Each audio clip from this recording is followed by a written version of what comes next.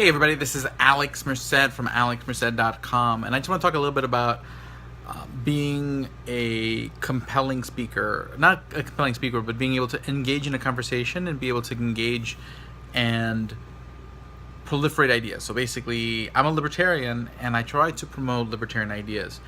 And the things I have found effective over the years versus the things that I have not found effective over the years are different things. Now, first off, let's talk about what doesn't work. Arguing doesn't work. So if someone disagrees with you, your first reaction shouldn't be to get angry or call people names or basically dismiss them like, oh, typical, or statist, or some sort of comment like that. Just basically wildly dismissing someone based on an opinion you disagree with right off the bat will automatically shut them down to listening to you going forward. And then it just becomes not a discussion of ideas, but just a I want to defeat the other person kind of conversation, where basically both of you are just going to rationalize against each other's arguments and not end up anywhere. Okay.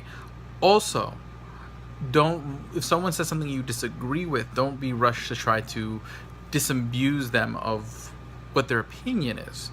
Instead, ask questions like, why do you think that? Or what would happen if, what do you think will happen if X happens? And how do you think this will work, or how this will work? Let them kind of come to what they haven't thought of. Let them sort of get there, so that way they can see the holes in their logic, instead of telling them what the holes are and then sort of being aggressive. Also, as you have a conversation with them, try to identify their values. So if they haven't necessarily said anything that you disagree with, but you want to bring up your ideas and propose them in a sense, let them tell you about the things they care about first, and then focus on that, okay? If someone tells you that they care about the drug war, don't shift the conversation to monetary policy. As much as monetary policy is an important issue, if that's not an issue that they care about or know much about, it's not necessarily going to be a very compelling area to discuss with them, okay? And if you decide to bring up a topic that they don't understand, then don't try to stay away from opinion, and just try to explain them the issue as objectively as you can, and let them appreciate. And then actually, I try to articulate genuinely both sides of the argument, so that way they can at least appreciate the issue first and see what's sort of on the line. So again, point being is don't be mean. Identify their values and speak to their values. Okay, so talk about issues they care about.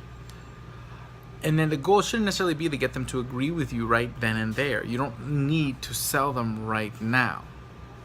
Okay, the goal should be, one, to either A, make them aware of what may be the problem with where they are currently. If they can recognize that maybe they don't have anything thought through and they need to do research, you're already pushing them to the right step, because when they go look for that research, they'll start asking more questions, and once they start asking more questions, people will kind of get where they're going. Or two, just make the argument that what you're saying is plausible. So never say I am right, this is how it is, and that's that. Just be like, say things in a way that you're just basically saying, this is what I believe, and I think it's a genuine, credible point of view to have, and I'm presenting it to you. The reason being is that if you come out at it, now you want conviction, you want to show that you believe in what you believe, because if you don't believe in what you believe, why should I believe in what you believe? But you also don't want to necessarily come off. There's a difference between conviction and blind faith. And if you come off like you have just blind faith and there's nothing that they can say, that there's no piece of evidence, there's nothing that could ever change your opinion, it makes it hard for people to believe you, because then the bias just seems too strong. It's just kind of hard. They're going to think that everything you have to say is sort of through rose-colored glasses. Okay, so you need to have conviction. You need to appeal to their values. You need to not be mean.